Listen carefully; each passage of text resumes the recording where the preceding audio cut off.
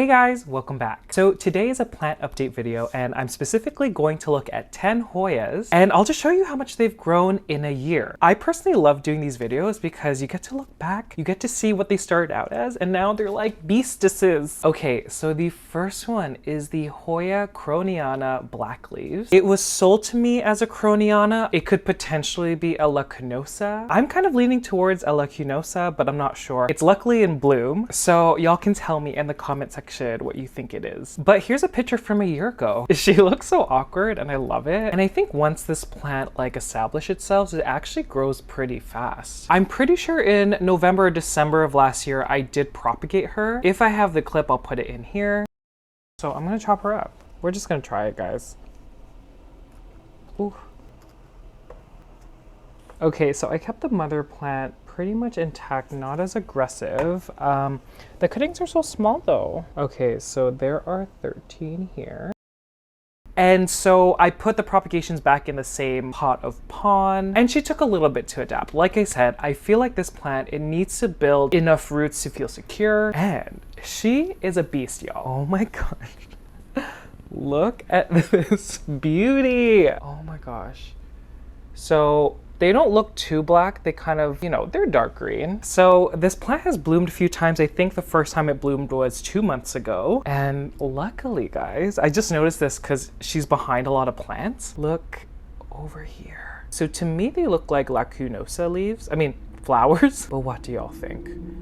I know they kind of look similar, the Krohniana and lacunosa. They're like pink and fuzzy, kind of like the sunrise, and then the yellow inside. So pretty, guys. So the smell, it's a nice, it's like a generic floral smell, like walking to a greenhouse. So it's nice and pleasant. So here she is, guys. Again, there are a few plants. I did propagate her and she is just, she's so long. Look at her. And I think I mentioned long ago that I don't really like trailing plants, but I think when I was introduced to trailing Hoyas, I was sold.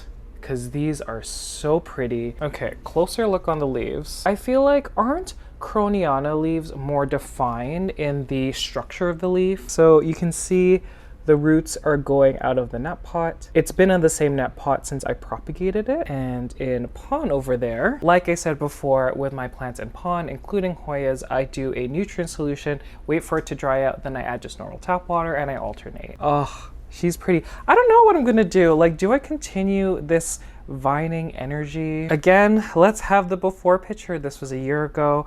And then let's show it now. Look at this. She's crazy.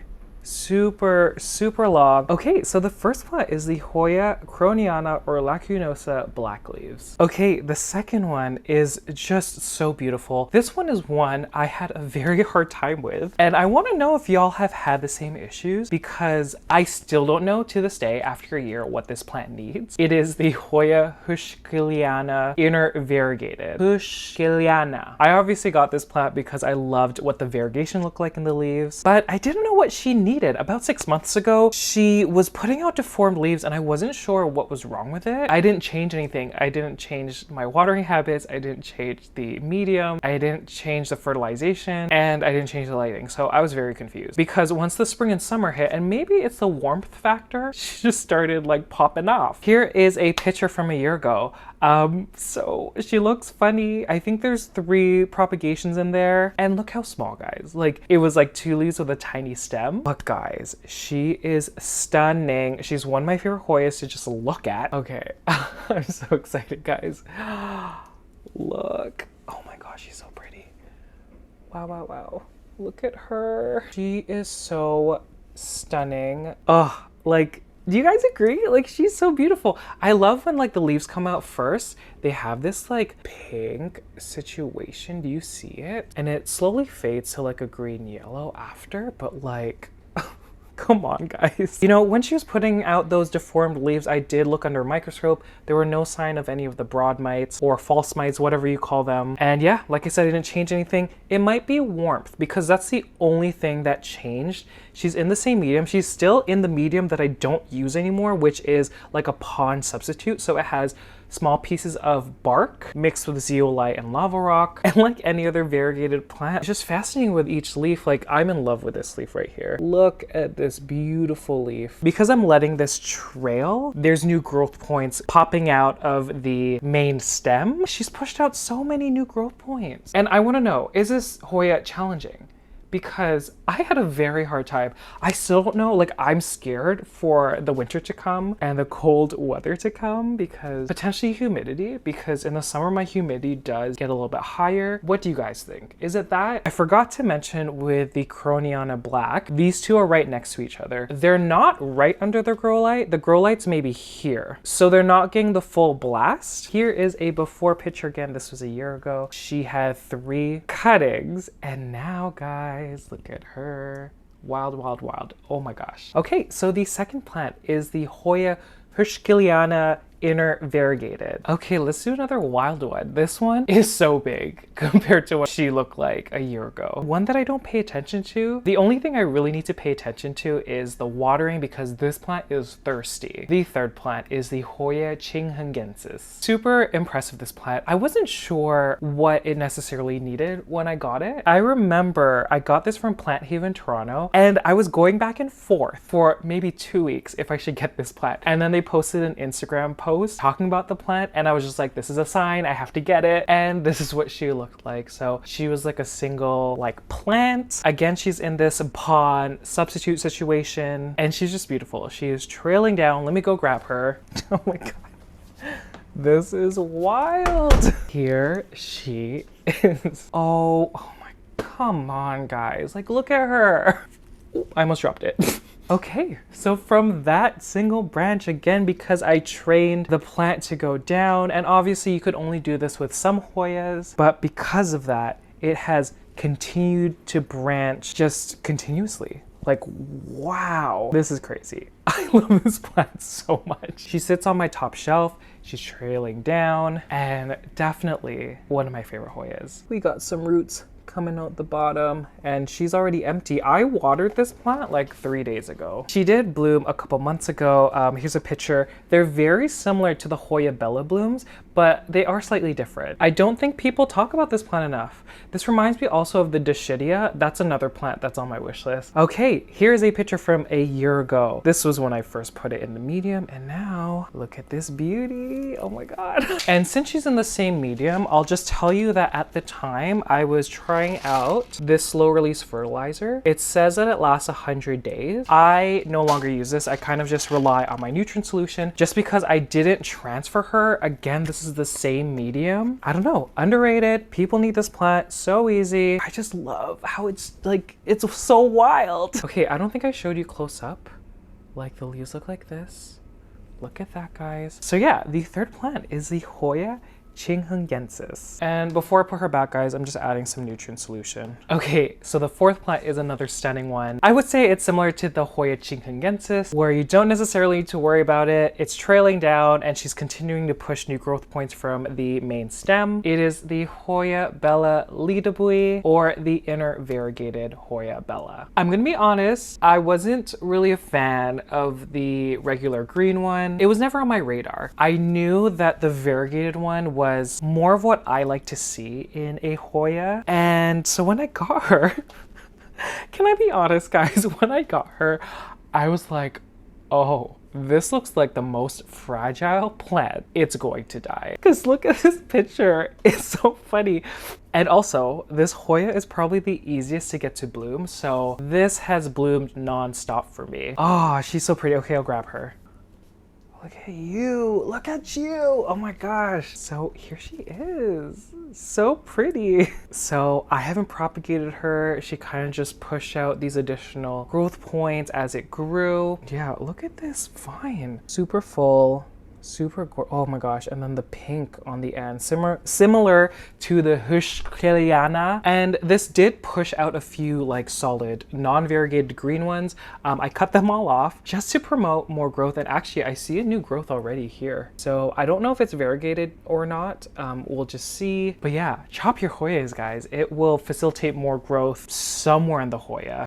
So yeah, the variegation can look very different. Like, this is still inner variegated, but it's predominantly predominantly green. But oh my God, I can't talk. I love the contrast. It's so great. And yeah, I guess I'll show you the flowers because she's in bloom right now. Oh my gosh, they're so cute, guys. And this one does sit under a grow light, probably over here. And yeah, definitely another one. If you want an easy Hoya and you want like a Hoya that will bloom, get the Hoya Bella, even the green one. Incredible plant. Let's pop in a picture from a year ago. Oh my gosh, look at the difference. It is wild what the difference is, but she is so impressive, so easy. The fourth plant is the Hoya Bella Lida Buis. Okay, let's talk about one that's living in LECA currently. And she's been in my living room for I think close to 4 to 6 months now. This Hoya is a rapid grower, and I just needed it to calm down because at the time I didn't have room for new propagations of this plant, and my strategy to slow down the growth was just to put it in a lower light condition, and that's why she was living in my living room on my dining room table. It is the Hoya Eye Black. I had a very interesting introduction to this plant. When I first got it, I propagated her, put those cuttings into LECA, and both of those propagations died. In my mind, I thought that this plant or this Hoya didn't prefer living in an environment like LECA and passive hydroponics, but the mother plant, it was fine. It was pushing out new leaves. I was like, okay, let me pause. Let me look at how it grows. Here's a picture of that mother plant. This is when she first pushed out her first set of leaves, but let me show you. She's right here. Oh my God. Look at this wild plant. Oh my God, it's beginning. Look. Oh. But another Hoya that I didn't know much about, you can see that I have this wire trellis here because I was just gonna wrap the tendril around. But as you can see, it was very difficult. I had to bend. Do you see the bend? Yeah, I don't know what I was thinking. I should have just like let it like grow the way it's supposed to grow. But yeah, she is super wild. And yeah, I'm actually pretty impressed that this is still live because it's not getting a lot of light. Okay, let me put a picture of the flowers because I remember in the winter or spring, like I was super obsessed with these flowers because they were like a dark maroon purple color, and it just continued to bloom like all winter and spring. And because this one isn't getting a lot of light, I changed the nutrient solution just once a month. Let's put a before. This is what she looked like a year ago. Here is an after. Look at her. She is wild. The fifth plant is the Hoya Eye Black. Okay, so the next Hoya is the Hoya Serpens. I showed this Hoya a few months ago, and I'm not sure if she's like taken a pause because to me it doesn't seem like it's growing anymore. She is living in that pond substitute with the bark, and here's what she looked like. She had a few leaves. This is when she started to grow more, put her roots into the pond. And I don't know, at the time I heard this plant needs a lot of humidity. So I was very worried because we were going into winter. So I'll just grab her now. Here, oh my God, she is a wild child. Oh my gosh. So she's kind of just taken over this small little trellis. I do want these leaves to get bigger because I know they can. Maybe I have a variety that has smaller leaves, and maybe because it's branching off a lot, the leaves aren't big. I do hear this is common where this plant will put out a lot of peduncles and not flower. This has not flowered yet for me, and it is still my goal. I think I said in my last video that I needed to wait for this to bloom before I propagate it. As it grew, I just wrapped it around. What are your experiences with this plant? Because, you know, I haven't had a hard time with it. I've obviously had a hard time, you know, getting it to bloom. But yeah, let's pop in a before. This was a year ago.